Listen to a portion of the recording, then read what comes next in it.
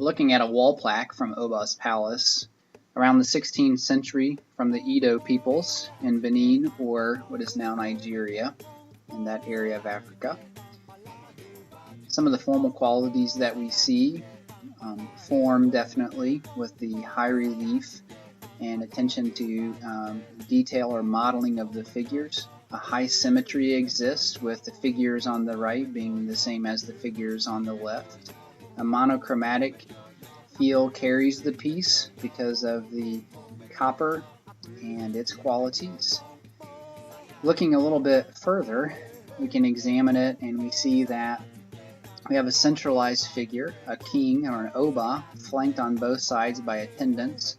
His head is shielded to protect him from the sun, or possibly even to suggest that it would protect him from anything that might be thrown at him or come in his way that would be harmful.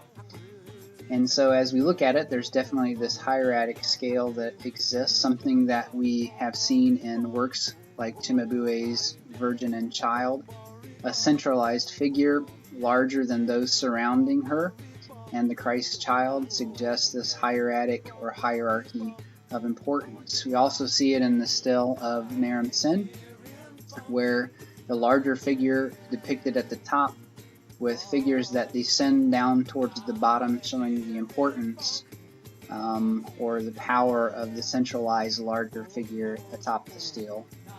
This wasn't an uncommon theme at this time. There were several plaques that survived this time, all suggesting this power and authority of the king, whether it be depicted in his court or hunting scenes or stylized figure that just depict the energy and the power and the importance of the king.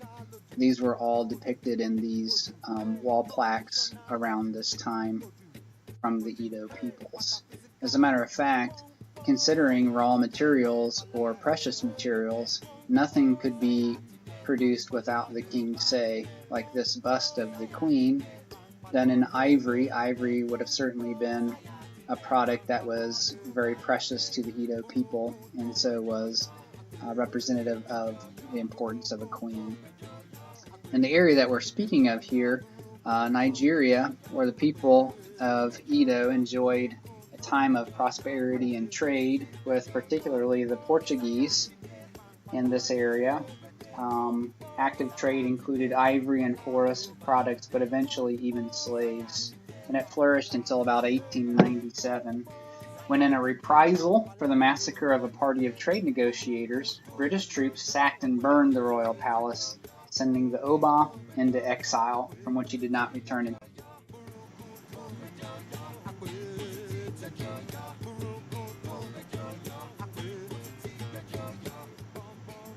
The palace, however, was later rebuilt, and the present-day Oba continues the dynasty started by Oranmayan.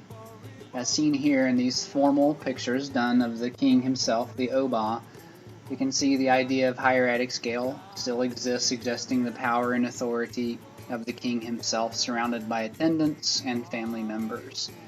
Not to be confused, though, Nigeria today exists as a modern city alongside all of its traditions.